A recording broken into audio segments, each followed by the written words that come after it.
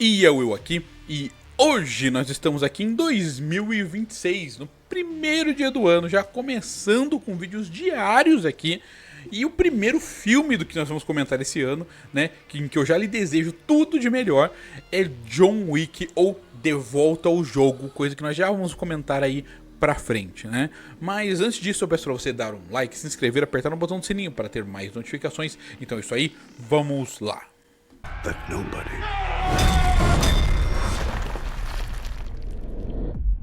is John Wick. Bom, lançado em 2014, John Wick traz coisas muito importantes aí para os filmes de ação de 2014 para cá. Eu já vou comentar um pouco sobre isso, né? Mas primeiro, né, a gente tem que comentar, é claro, sobre o diretor, que é o Chad, e aí eu vou tentar pronunciar o sobrenome dele, só que eu não sou bom nisso, tá? Então vamos tentar, né? É Chad Stahelski. Eu não sei pronunciar esse nome, desculpa, é muito difícil.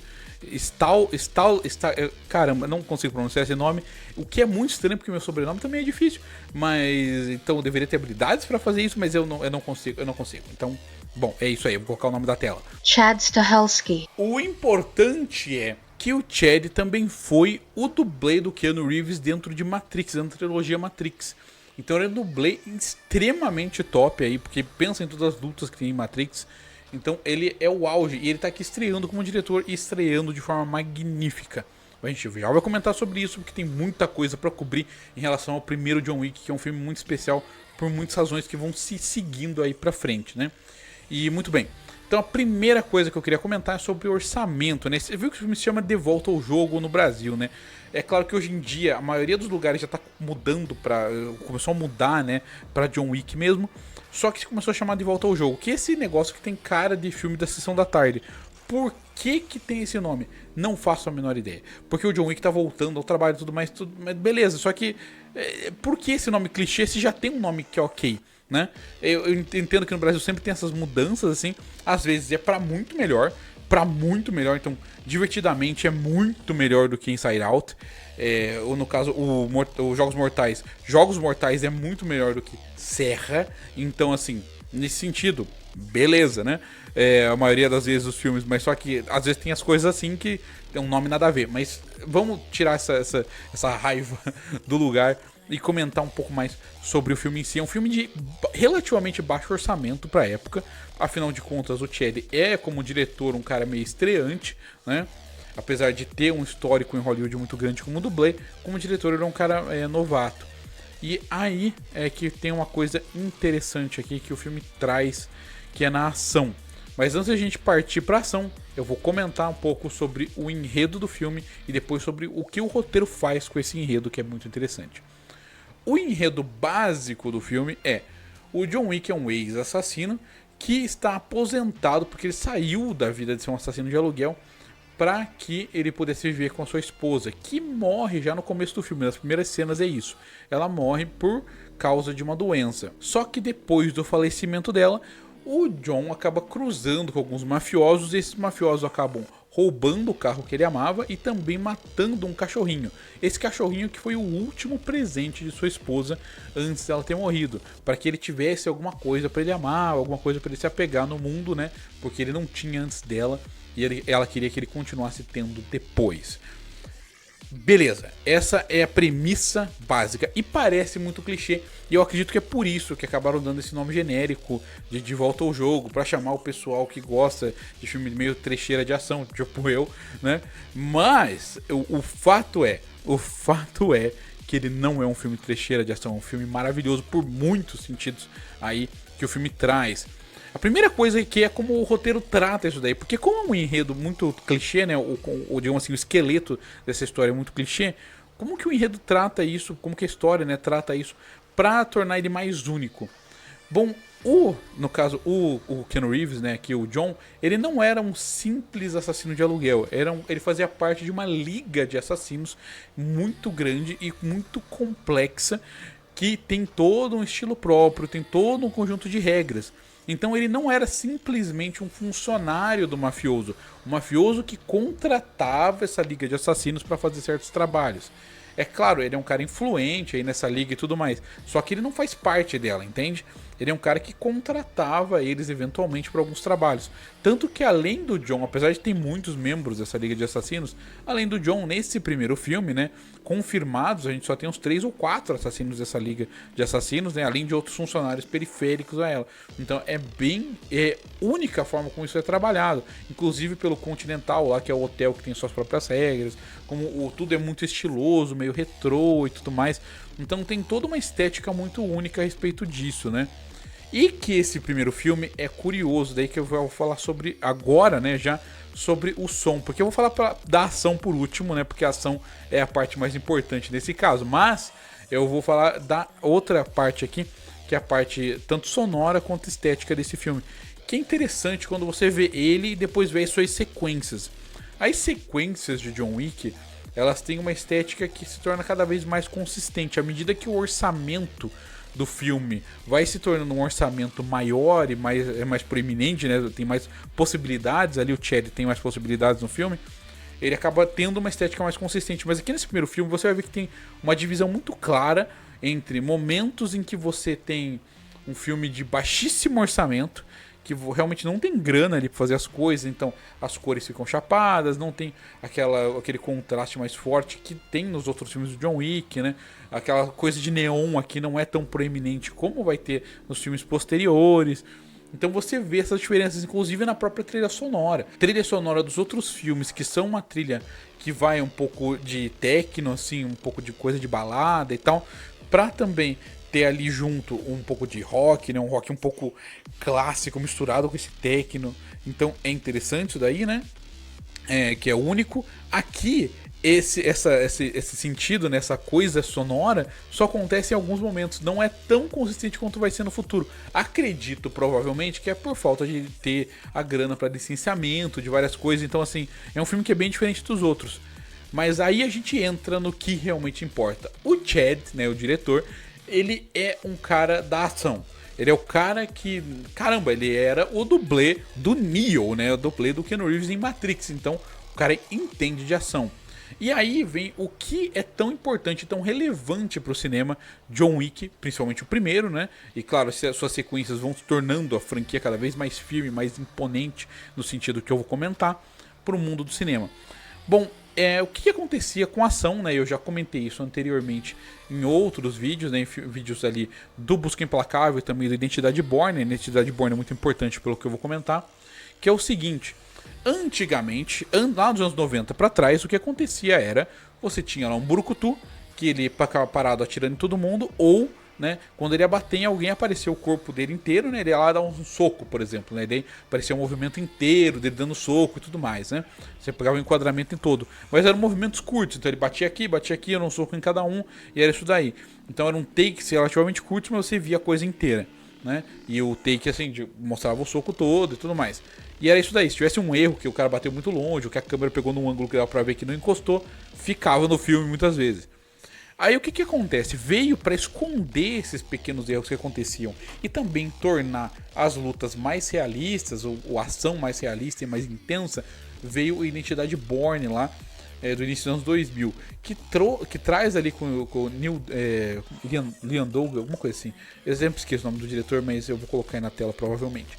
Então o diretor lá do primeiro Identidade Bourne traz aí uma câmera na mão que você vai colocar ali perto do tronco ali dos personagens e vai ficar meio que balançando ali enquanto eles lutam, com coreografias até bem elaboradas e pensadas assim para esse tipo de câmera, para que você tenha ali um pouco mais de intimidade com a luta e também que os takes sejam um pouco mais longos. É claro que isso também ajuda a esconder defeitos das coreografias. Importante, né? O primeiro Identidade Bourne faz isso muito bem, porque ele é um filme que é muito bem pensado em torno disso. Até inclusive o outro filme que é muito inspirado nele, que é o 007, o Cassino Royale, também faz isso muito bem. Mas o Identidade Bourne colocou ali um gostinho na boca de Hollywood de economizar e fazer parada meio desgracenta. Então tudo quanto é filme começou a usar isso para esconder defeito de ação. Tanto que começou a ficar ridículo, começou a ficar um negócio de você colocar a câmera de perto, fazer 1 milhão de cortes e não dá pra entender nada do que tá acontecendo, porque não é pensado para esse visual, é só colocado ali pra esconder coisa, pra cortar custo, esse tipo de coisa. Então era terrível, assim. Então lá do início dos anos 2000 até 2013, porque saiu em 2014 John Wick, ficou uma tendência de novo. Não é todo filme que vai ser isso, obviamente. Não dá pra controlar todo o diretor, eles não são simplesmente um tipo de coletivo mental, qualquer coisa assim, né? Mas a tendência era que os filmes fizessem isso.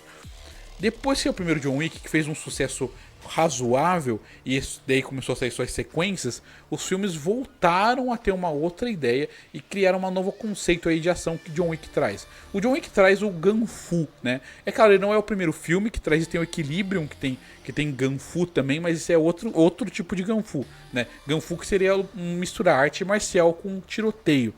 Aqui você vê o John Wick usando jiu-jitsu, usando judô, usando ali karatê, usando vários tipos de técnica contra os seus inimigos, né, ao mesmo tempo que ele usa a arma para atirar neles. E usa a arma de uma forma bem realista, não na forma que ele tá fazendo, no sentido que alguém sobreviveria àquilo, mas é bem realista no sentido de que ele abre a arma, testa ela, não sei o que. Todos os movimentos que ele faz ali, de abrir a trava, olhar ali se a arma se tá no ferrolho ali, tá alguma munição e tudo mais. Essas coisas que ele fica fazendo, testando a arma, é uma coisa muito realista.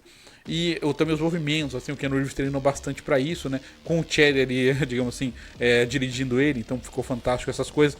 Então o que acontece aqui?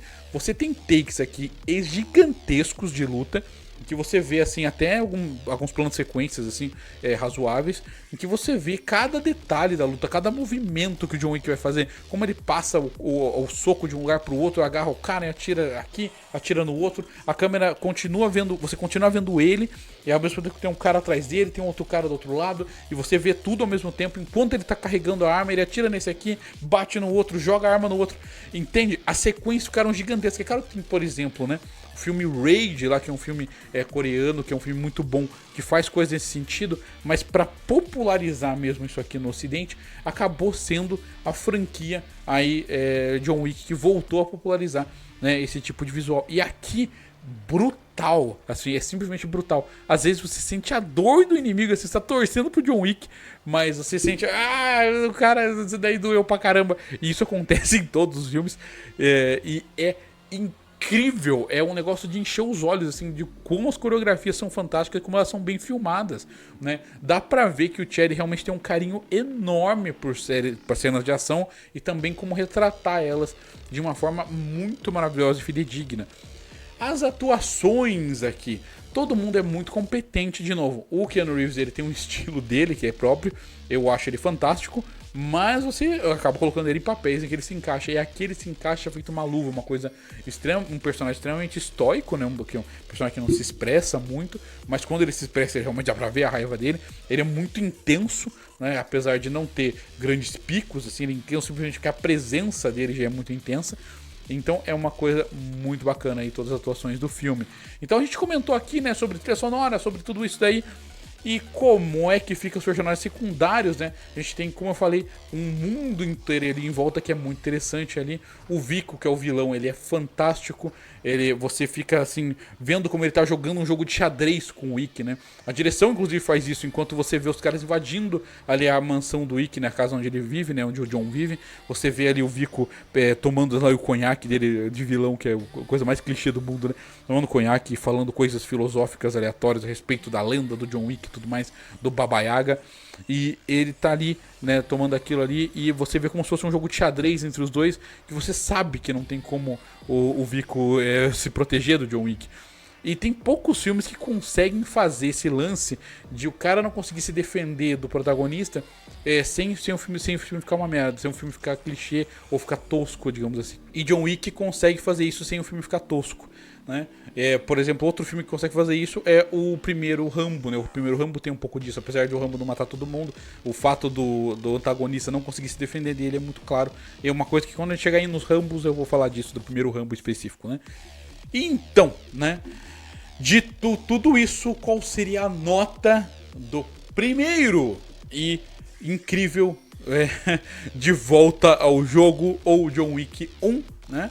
Seria um 10 de 10. E o motivo disso, então, calma, tudo bem. Esse filme aqui, ele não tem ainda a estética que vai ser estabelecida depois.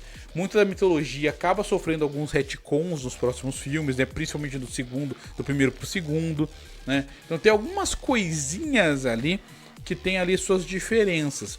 Só que, mesmo tendo essas questõezinhas ali muito pequenininhas ali diferente, esse filme acabou sendo um filme extremamente influente para o mundo da ação, né? E eu sou um fã absoluto de filmes de ação, então eu gosto desse tipo de filme. Então ter um filme que revolucionou novamente esse gênero é bem legal, né? Pra mim é muito bom ver isso. Além disso, né? É um filme extremamente competente de um diretor estreante. Então acredito que eu tenho que dar todo o crédito possível para esse filme nesse sentido. E claro, as sequências aí a gente vai comentando à medida que as coisas forem indo, mas esse filme aqui você tem que ver se você é fã de filme de ação. Se você não viu por algum motivo bizarro ainda o De Volta ao Jogo, o John Wick, vá assistir. E eu lhe desejo um ótimo ano. E bom, esse ano a gente vai ter vídeos basicamente todo dia, pelo menos a ideia é fazer quase todo dia. Saiba que eu tô fazendo isso por pessoas muito importantes, por questões muito importantes. Então, se você puder me seguir, eu agradeço muito. Eu quero muito poder tornar esse canal monetizado antes do final do ano, antes de chegar na metade do ano, na verdade é a meta de tornar esse canal monetizado. E também, aí se você puder entrar ali no Apoia-se. Teve um amigo meu que ficou apoiando o Apoia-se por um bom tempo, né? Então vou mencionar ele aqui, que é o Paulo. Ele tava ali no Apoia-se por um bom tempo, né? Só que eu tava um bom tempo sem produzir aí, porque também preciso de tratamento de saúde e tudo mais, relacionado à depressão e tudo, e etc. Então, é isso. Eu agradeço por ter visto esse vídeo. Valeu! E até mais.